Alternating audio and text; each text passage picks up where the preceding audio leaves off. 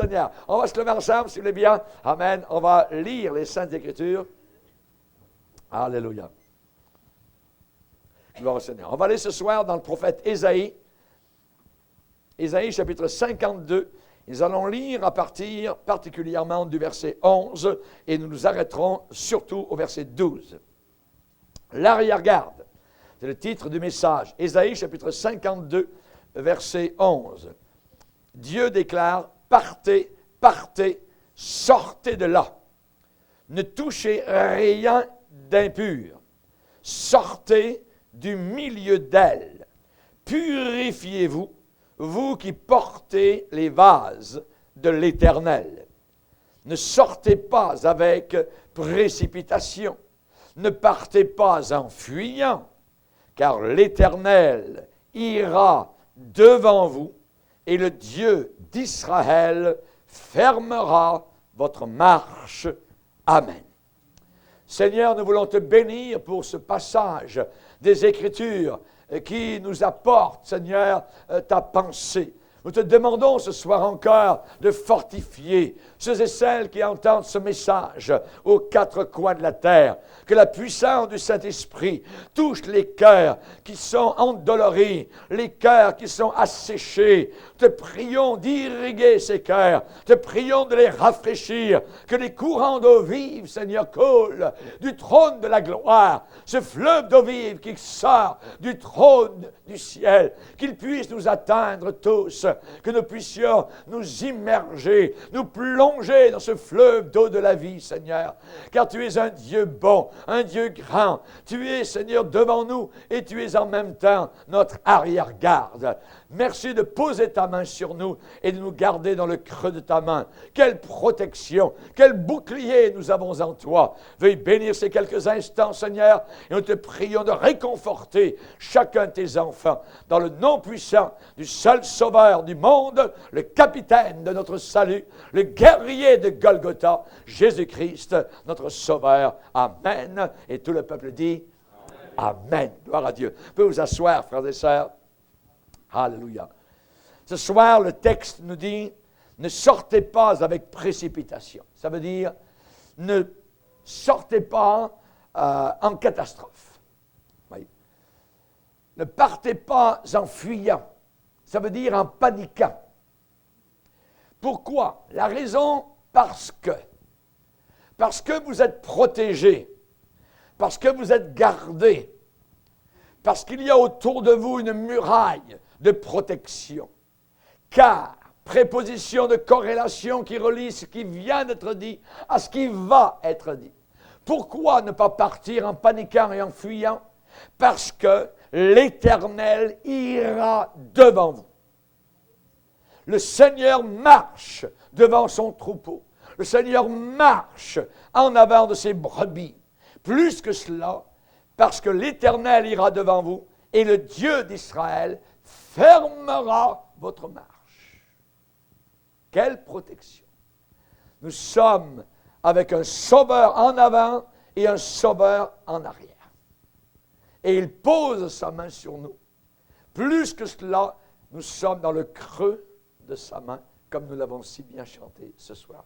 Qui peut être protégé ainsi? Sinon, les véritables chrétiens. La sortie, la retraite doit être ordonnée et planifiée.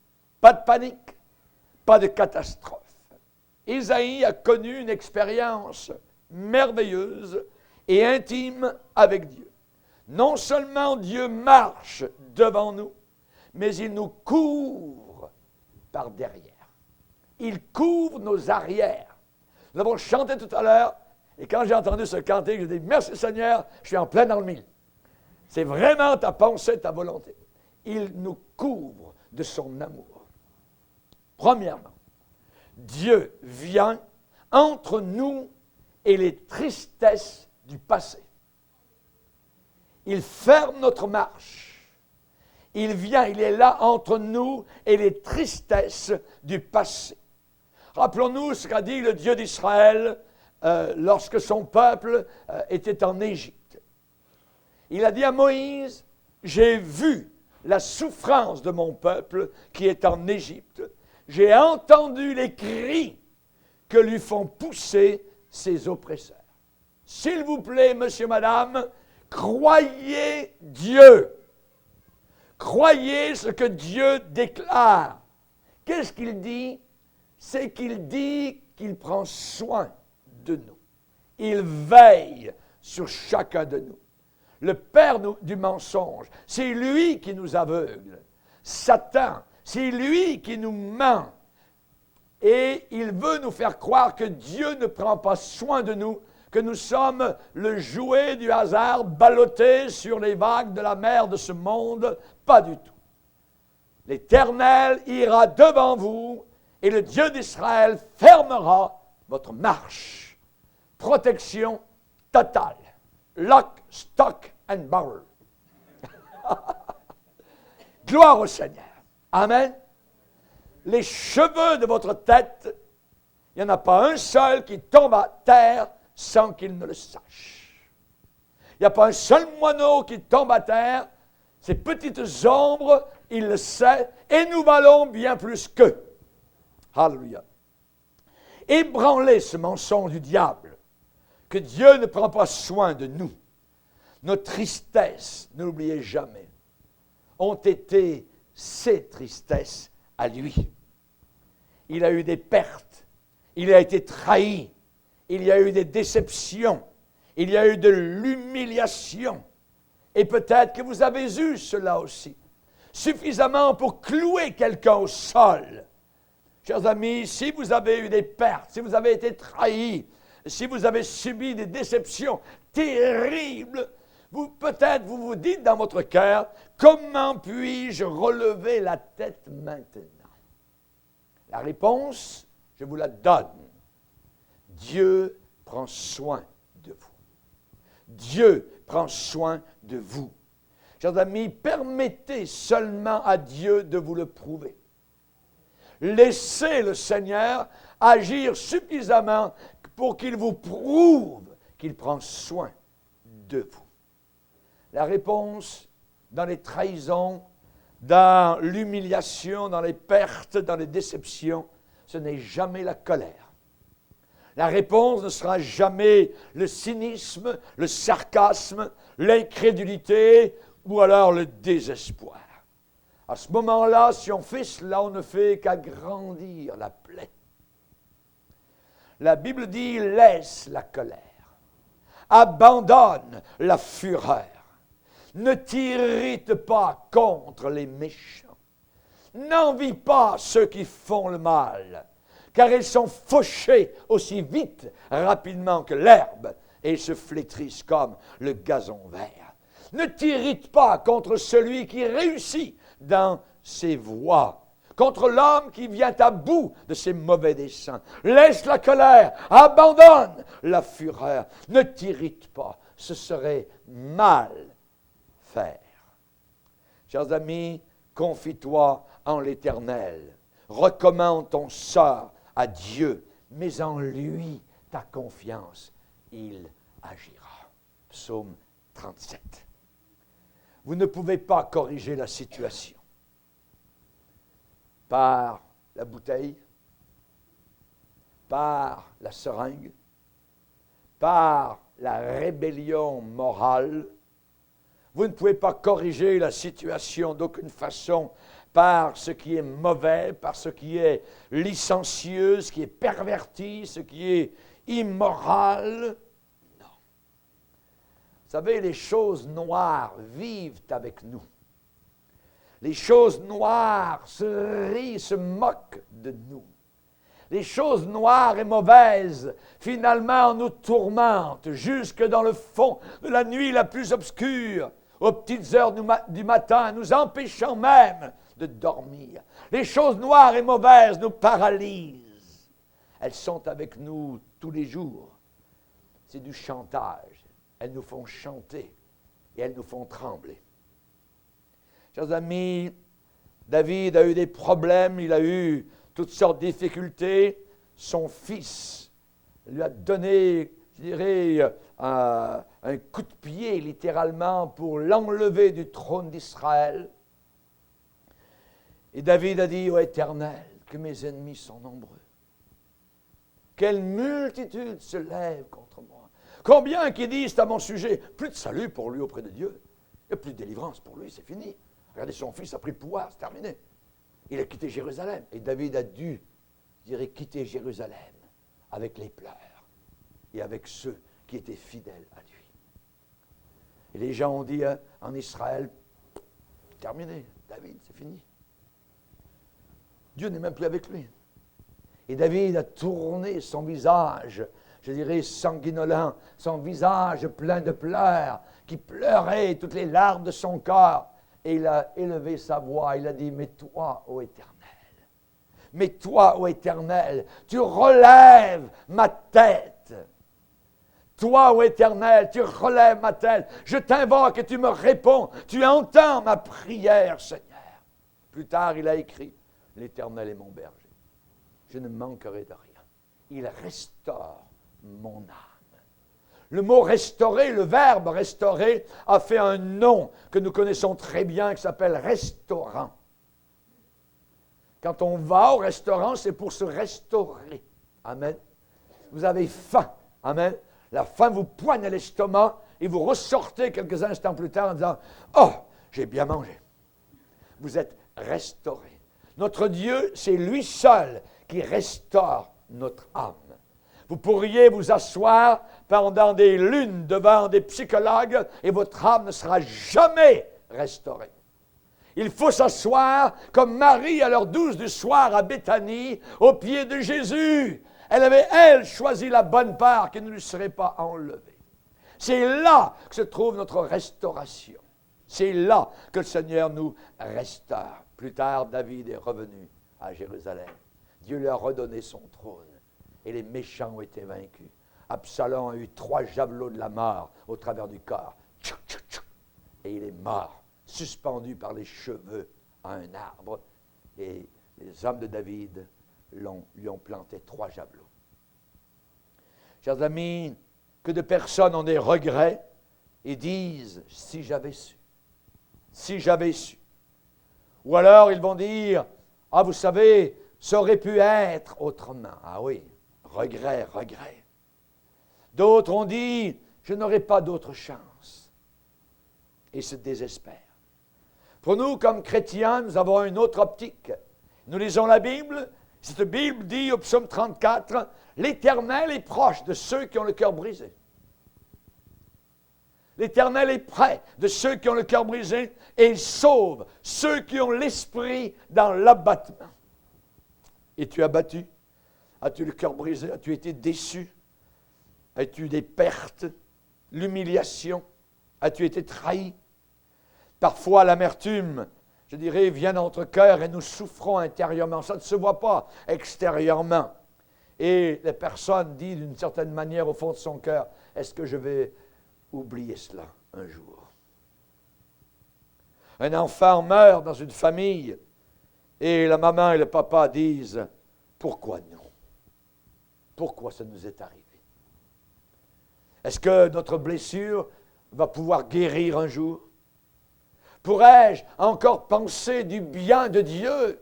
Il y a des gens sur cette terre qui ne peuvent plus avancer, qui ont été bloqués depuis des années, parce qu'au fond de leur cœur, ils en veulent à Dieu. Ils en veulent à Dieu.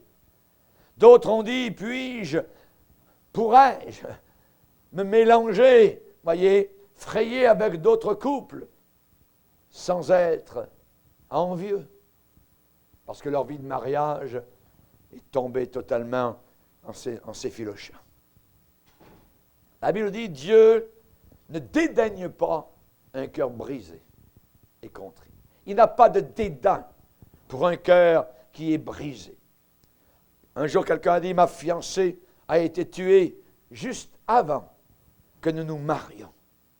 Pourrais-je un jour être comme auparavant? On a besoin de cette promesse. Quelle promesse? L'Éternel ira devant vous et le Dieu d'Israël fermera votre marche. On a besoin que Dieu vienne entre nous et notre tristesse du passé. Notre tristesse du passé. On a besoin de cette promesse. bien plus que le public en est conscient.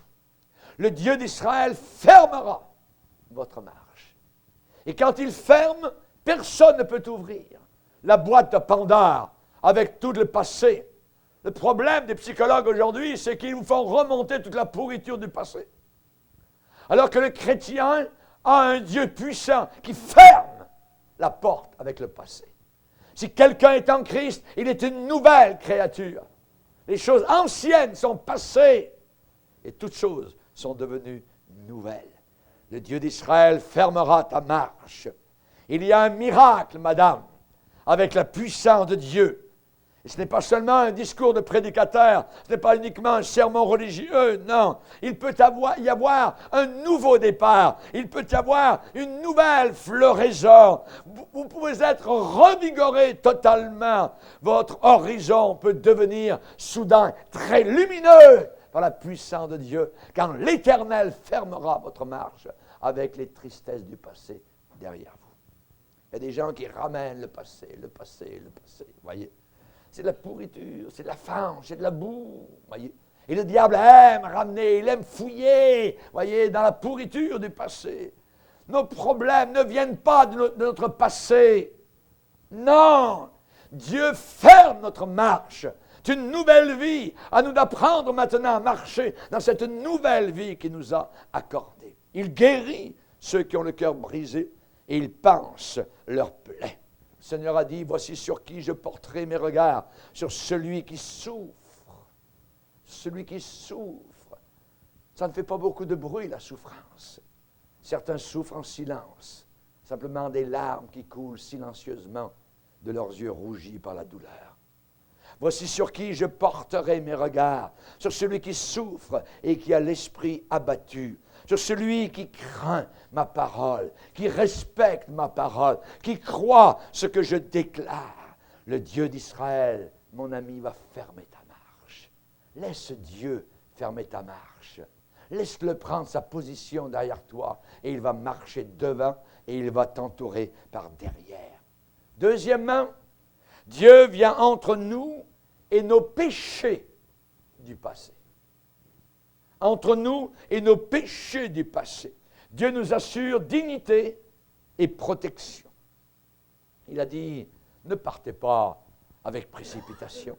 Ne partez pas dans la fuite. Vous vous rappelez comment le peuple d'Israël a quitté l'Égypte sous la conduite de Moïse? Les Égyptiens se sont ravisés et soudain se sont mis en marche avec les chevaux pour courir derrière leurs esclaves, pour les ramener en Égypte. Les Égyptiens ont poursuivi Israël jusqu'à un certain point. Et j'aimerais vous dire que votre passé va crier, il va vous menacer même parfois. La Bible dit, le malheur poursuit ceux qui pêchent. Le malheur poursuit ceux qui pêchent, mais le bonheur récompense les justes. Alléluia. Vous savez, les transgressions d'une personne sont bien plus nombreuses qu'une personne peut l'imaginer.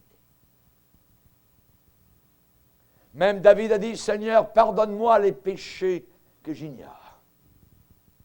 Si nous avions conscience, un seul instant, une seule seconde, de la gloire de Dieu, de la puissance de Dieu, nous tomberions tous à terre en disant un seul mot, péché. Je suis pécheur, Seigneur. Nous dirions avec l'apôtre Pierre dans la barque, quand il a vu le miracle que Jésus avait fait, retire-toi de moi, car je suis un homme pécheur. Et nous devrions dire, Seigneur, pardonne-moi même les péchés que j'ignore. David a prié cela au psaume 19. Le souvenir du péché, les mémoires du péché, c'est une des pires expériences. Et le diable travaille dans ce domaine-là.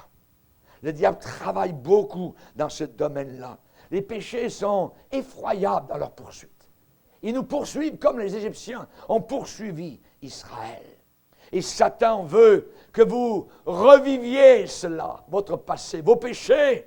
Il vous les ramène de façon multicolore sur un écran panoramique. Voyez? Satan veut que vous les reviviez encore et encore pour expérimenter l'enfer. L'enfer. Vous Chers amis, vous êtes peut-être tourmentés en pensant, mon péché va me rattraper. Voyez. Peut-être que je devrais payer pour mes méchancetés. J'ai une parole pour vous ce soir. Dieu ferme la marche derrière vous. Il se tient derrière vous, juste derrière vous.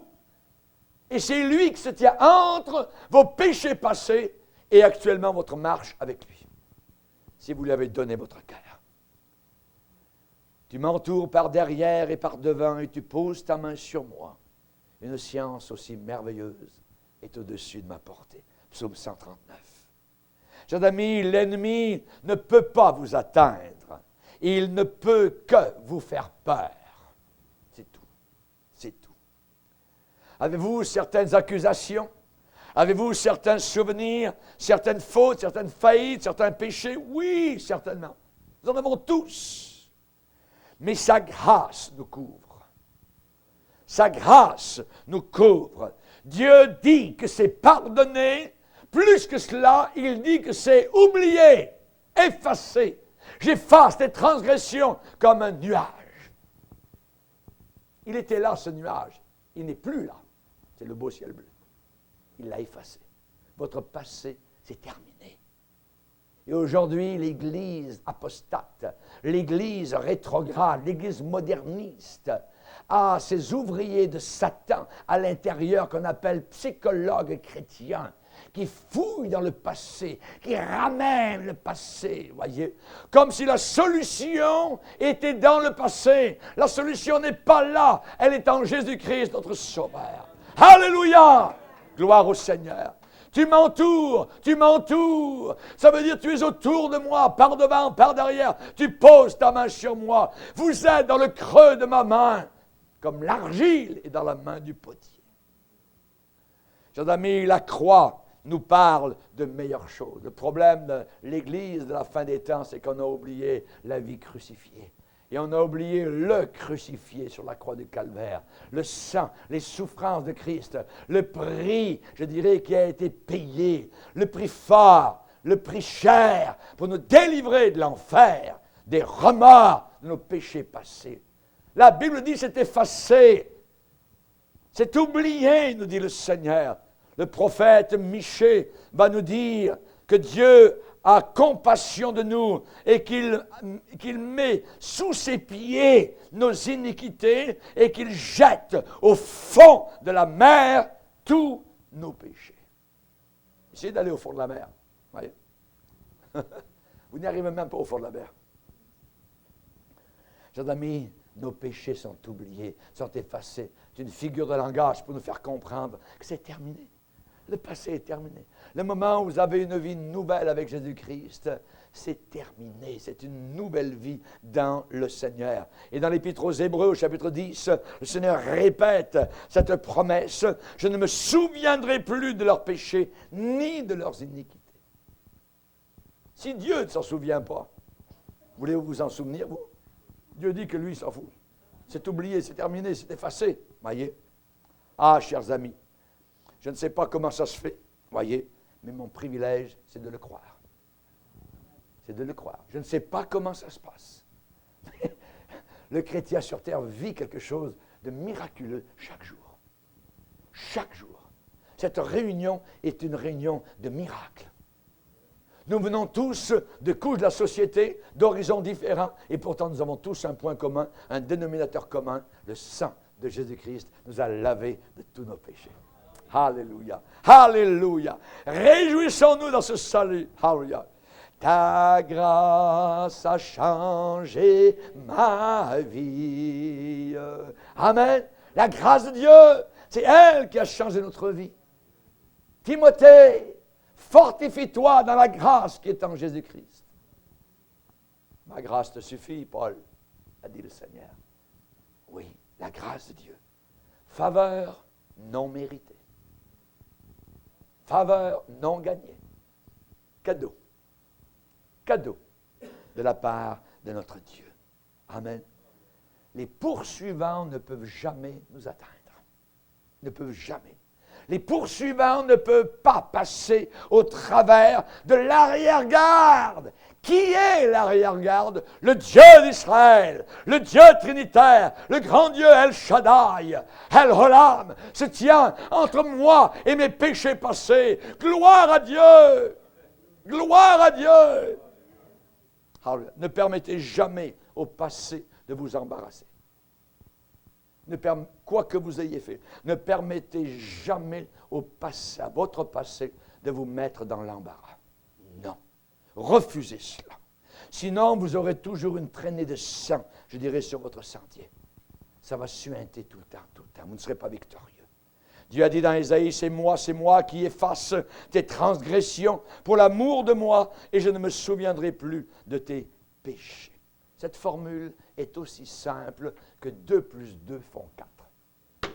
C'est tellement simple que Jésus a dit, j'ai caché ces choses aux sages de ce monde, aux intelligents, mais je les ai montrées aux enfants. Dieu dit, j'efface. S'il efface, c'est effacé. Je le crois et je bénis mon Dieu. Je l'adore, je le glorifie. Amen. Amen. Si Dieu refuse de s'en souvenir, pourquoi moi devrais-je m'en souvenir? Amen. Qui accusera les élus de Dieu? C'est Dieu qui justifie. Qui les condamnera? Christ est mort. Bien plus, il est ressuscité d'entre les morts. Il est à la droite de Dieu et il prie pour moi. Il intercède pour moi. Il est de mon bord. Il est de mon côté. Il m'aime. Il m'a choisi. Il a réservé une place là-haut dans le ciel. Il a écrit mon nom sur son livre de vie. Mais que désirer de plus? Alléluia! Gloire à Dieu. Ce qu'il faut, c'est laisser Dieu combattre nos combats. Il faut laisser Dieu combattre nos combats. Je ne pense pas que c'est indigne d'un homme de laisser Dieu combattre nos combats. Je ne pense pas que ça manque de virilité. Pas du tout. C'est la bonne chose à faire. Laisse la colère, abandonne la fureur. Ne t'irrite pas, ce serait mal faire. Confie-toi en l'Éternel de tout ton cœur. Ne t'appuie pas sur ta sagesse, sur tes plans. Voyez, il aplanira tes sentiers. Il est Dieu, il ferme ta marche. Il marche devant toi, il est derrière toi, il pose sa main sur toi. Alors, gloire au Seigneur, que Dieu soit glorifié. Le Dieu d'Israël fermera votre marche. Psaume 24 nous dit l'Éternel fort et puissant, puissant dans les combats. Dans mes combats, c'est lui qui les combat, mes combats. Amen. Troisièmement, Dieu est à côté de nous, toujours prêt à neutraliser toute tendance rétrograde que je pourrais avoir. Il est toujours là pour anéantir, pour neutraliser.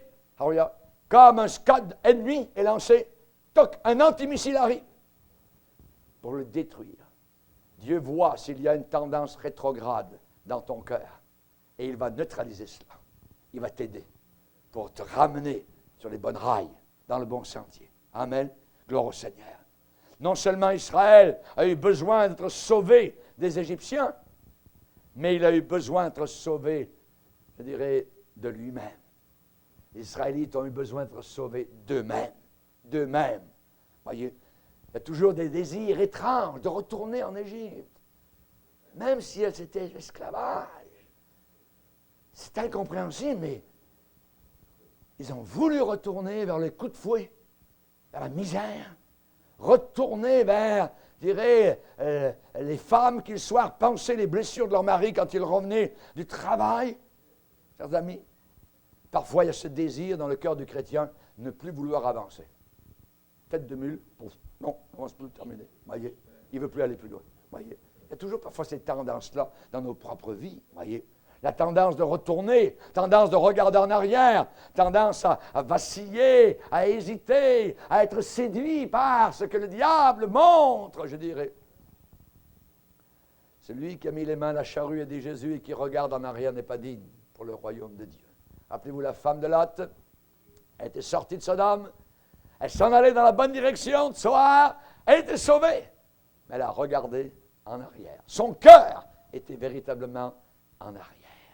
Et cela a fait sa mort.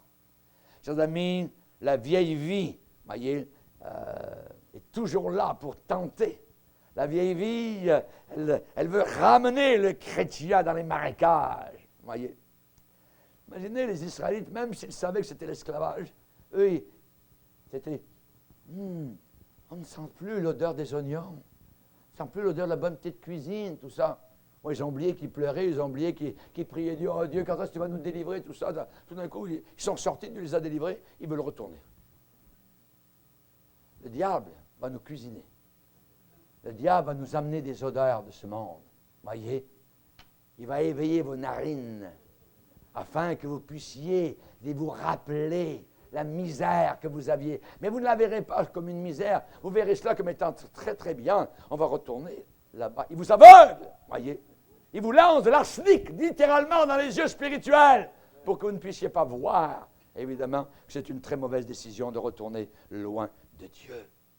Il y a des moments où il faut mettre les freins pour ne pas descendre la montée. Pour ne pas descendre la montée. Et Dieu fait cela pour notre pays. Il fait cela pour notre pays.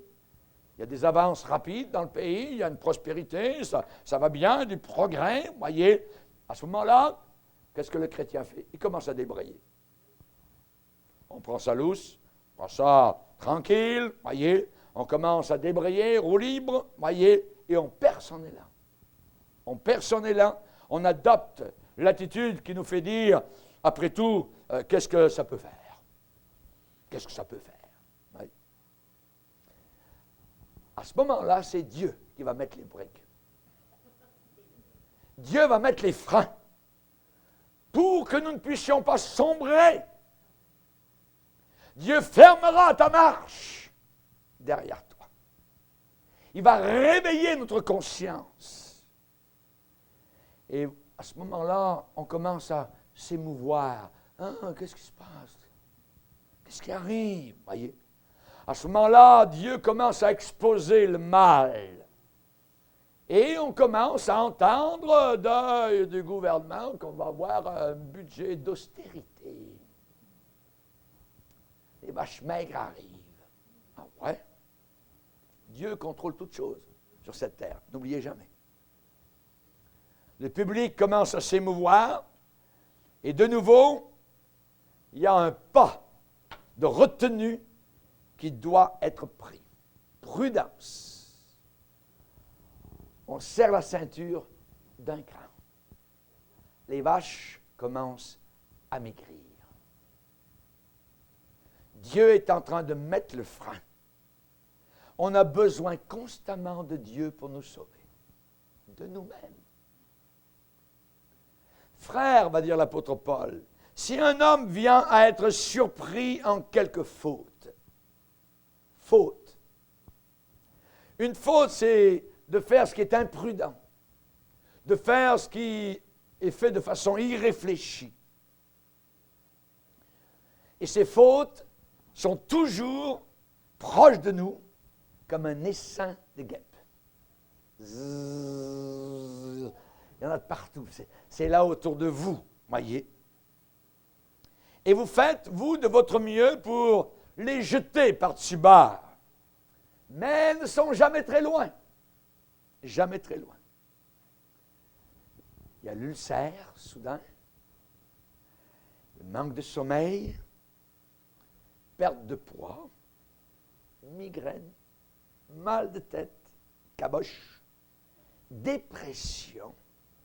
Tout cela, c'est un essaim d'abeilles qui vous poursuit, qui n'abandonne jamais.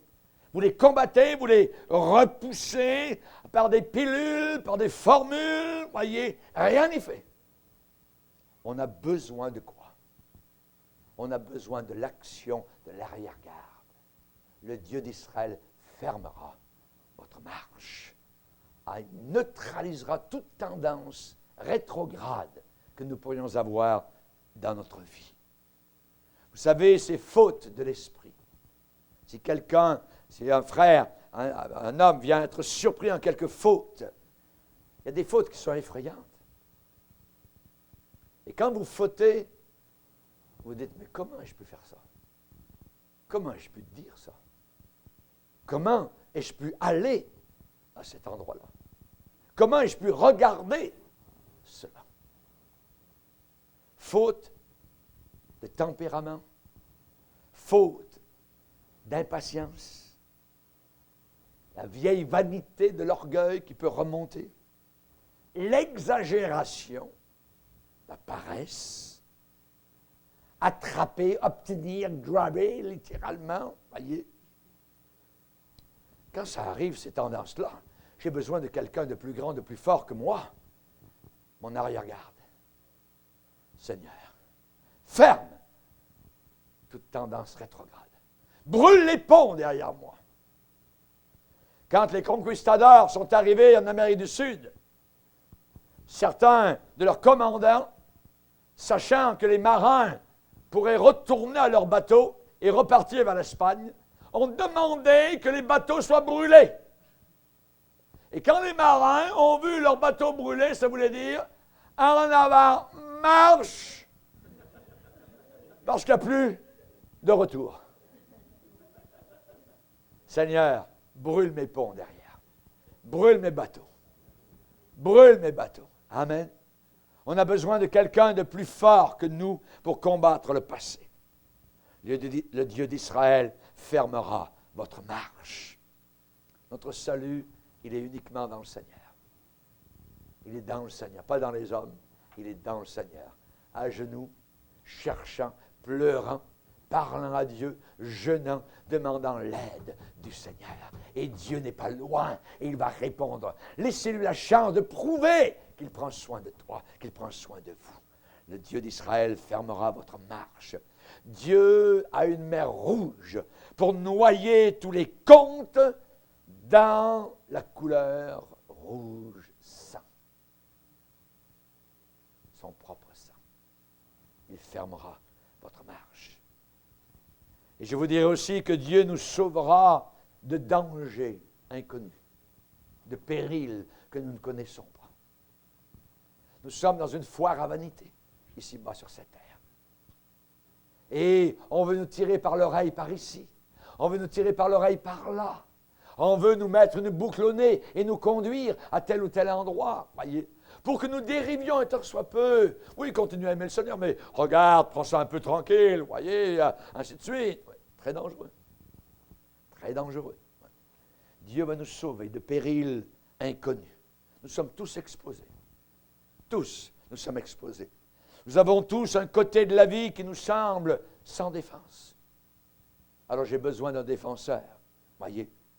Rappelez-vous qu'il n'y a pas parfois de préparation pour des attaques imprévues. Le diable n'attaque pas quand vous êtes au pinacle de la gloire, voyez. Quand ça va bien, vous êtes rempli du Saint-Esprit et tout ça. Il vous attaque dans votre âme de faiblesse. La Bible dit que lorsqu'il a attaqué Jésus-Christ, Satan s'éloigna jusqu'à un moment favorable. Il guette, il est à l'affût, voyez, pour attendre un moment où vous êtes faible, un moment où vous n'êtes plus sur vos gardes, un moment où vous n'y pensez pas, vous êtes imprudent. Là, le diable va attaquer, pas dans vos temps forts, dans vos temps faibles. Alors, il faut rester fort tout le temps. Il faut être toujours sur nos gardes, aucune imprudence. Parfois, il peut arriver soudain une maladie soudaine, un verdict du docteur, vous êtes cancéreux. Vous n'avez plus que pour 3 mois à vivre. Hein? Qu'est-ce que je fais devant ça? Voyez, un accident imprévisible vient d'arriver, un renvoi du travail, une coupure de salaire, la spirale inflationniste, la faillite de la banque, vous aviez mis tout votre argent, faillite de la récolte, pas de pluie cette année, un désastre naturel, un tremblement de terre, vous perdez votre maison. Un tsunami arrive, tout est noyé en un instant. Vous téléphonez à votre assurance, non. On ne peut pas rembourser. Act of God.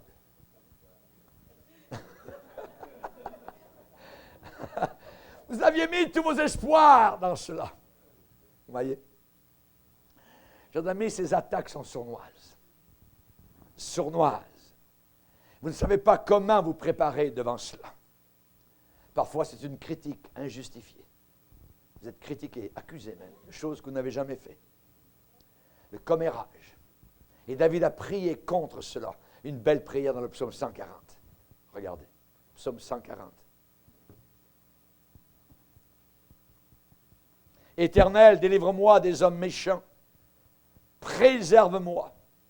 Notez le verbe délivre-moi. Préserve-moi. Ça veut dire garde-moi. Préserve-moi des hommes violents qui méditent de mauvais desseins dans leur cœur. Ils sont toujours prêts à faire la guerre. Ils aiguisent leur langue comme un serpent. Ils ont sous leurs lèvres un venin d'aspic. Éternel, garantis-moi des mains du méchant. Préserve-moi des hommes violents qui méditent de me faire tomber. Des orgueilleux qui me tendent un piège et des filets, qui me dressent des embûches, et ainsi de suite. Voyez, délivre-moi, préserve-moi, garantis-moi, préserve-moi. Voyez, c'est une prière en disant, Seigneur, sois mon arrière-garde. Sois mon arrière-garde. Voyez. Vous dites dans votre cœur, vous avez du commérage, des choses qui ont été dites à votre sujet, mais au moins, s'il me le disait en face, si au moins il me disait ça en face directement, ça ne me ferait rien. Voyez. Mais j'aimerais vous le dire, vous le répétez, ils ne le feront jamais. Ça se passe par derrière, tout le temps. Tout le temps. J'aimerais vous dire, vous consoler, vous dire, Dieu protège vos flancs. Votre devant, votre arrière. Oui, le bonheur et la grâce. Toc, toc, bonheur, grâce m'accompagneront tous les jours de ma vie. Et j'habiterai dans la maison de l'Éternel jusqu'à la fin de mes jours. Alléluia. Merci Seigneur. Satan va vous attaquer de 1001 manières. Normalement, vous avez un casque du salut, une armure. Hein? Prenez toutes les armes de Dieu. La Bible ne dit pas prenez quelques armes, prenez toutes. T-O-U-T-E-S, toutes les armes de Dieu pour résister dans le mauvais jour. Et nous sommes dans un jour très méchant, très mauvais, qui va devenir de plus en plus obscur et noir. Mais j'aimerais vous dire, vous allez survivre. Vous allez survivre. Alléluia, gloire au Seigneur. Pourquoi? Parce qu'il y a quelqu'un qui vous couvre. Le Seigneur marchera devant toi et il fermera ta marche devant toi. Il posera ta main sur toi et il te prendra dans le creux de sa main. Très difficile au diable de venir vous chercher quand vous êtes dans le creux de la main du Seigneur. S'il vient vous chercher dans le creux de la main du Seigneur, il va recevoir une baffe. Il va revoler aux antipodes. Alléluia. Satan, que l'Éternel te réprime. Arrière de moi, Satan. Le Dieu d'Israël fermera votre marche. Continuez à regarder en haut. Ne vous détournez pas. Dieu fait attention à votre vie. Dieu veille sur vous. Dieu prend soin. Il vous cachera dans sa tente. Gloire au Seigneur. Dieu protège mes flancs. Dieu prend soin parmi nous du plus faible de son peuple. Du plus faible de son peuple. Il y a les faibles parmi nous. Il y a les traînards. Voyez. Il y a les traînards, il y a les boiteux, il y a les estropiés, il y a ceux qui sont lents, il y a ceux qui manquent de compréhension, il y a ceux qui posent toujours des questions, j'ai pas compris, ça, et qui reviennent vers vous en disant, ah, je viens de comprendre, pasteur. Et puis, une semaine plus tard, ils vont dire encore, ah, pasteur, là, je viens de comprendre, voyez. Et ensuite, la semaine suivante, ils viennent encore de comprendre, voyez. On a ces gens-là, mais Dieu est avec eux. Dieu est avec eux, voyez. Il y a ceux qui sont là, il y a les pauvres, il y a ceux qui sont brisés, il y a ceux qui sont ennuyeux, il y a ceux qui sont toujours tristes, il y a les démoralisés, il y a les découragés, il y a les capricieux, il y a ceux qui sont désolés, il y a ceux qui sont infortunés, il y a ceux qui sont toujours dans le trouble, voyez. Mais ils ont été sauvés par le sang de Jésus. Alléluia. Gloire au Seigneur. Et j'aimerais vous dire que ces gens-là pourraient être facilement mis de côté si ce n'était pas de Dieu. Amen. Chers amis, quelle troupe, imaginez. Quelle troupe le Seigneur a sous sa houlette et son bâton. C'est nous. Alléluia. Il y a ceux qui sont toujours en avant, il y a les traînards, il y a ceux qui pleurent, il y a ceux qui ont compris, ceux qui n'ont pas compris. Hein? Mais ils sont venus au Seigneur, ils sont sauvés par la grâce de Jésus-Christ. Amen. C'est une grande vérité que Dieu se trouve dans le secteur des misérables. Dieu se trouve dans le secteur de ces gens-là, il les protège toujours, il les aide, même quand les gens ne réalisent même pas leurs besoins de secours et d'aide. Peut-être ce n'est pas notre monde, mais c'est son monde à lui. Il dit, je ne suis pas venu pour sauver des justes, mais des pécheurs, des faibles. Voyez, alléluia. Il est dans les fermes pauvres, il est dans les salles d'hôpitaux. Il est dans ces lieux où les vieillards ne peuvent même plus contrôler leur salive ou leur estomac. Il est là, le Seigneur. Il n'y a pas de citoyen de deuxième classe avec Dieu. Ça n'existe pas. Dieu a la main longue. Il aide les faibles, les frêles. Voyez, il veut qu'aucun ne périsse. Aucun ne périsse. Le Dieu d'Israël marchera devant toi et il fermera ta marche.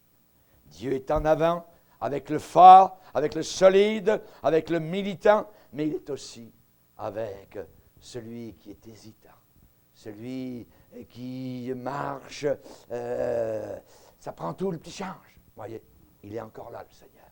Amen.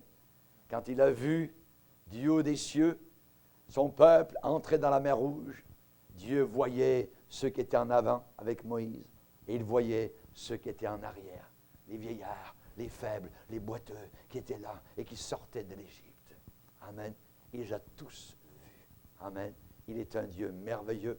Et lorsque le dernier boiteux, le dernier vieillard est arrivé de l'autre côté, Dieu a refermé la mer Rouge pour détruire les Égyptiens. Que Dieu soit glorifié. Amen. Lorsque le peuple d'Israël marchait la nuit et que les Égyptiens étaient derrière, Dieu a envoyé une colonne de feu. Cette colonne était obscure du côté égyptien, était lumineuse du côté de ses enfants, pour mettre une séparation. Amen. Pour fermer la marche des enfants du Seigneur. Il fermera ta marche. Il prendra soin de toi jusqu'à la fin. Alléluia. Gloire au Seigneur. Et quand le dernier sera arrivé là-haut dans le ciel, amen, alléluia, il fermera les livres de ce monde et nous serons parvenus à l'éternité. À lui soit la gloire. Amen. Alléluia. Levons-nous ensemble, frères et sœurs.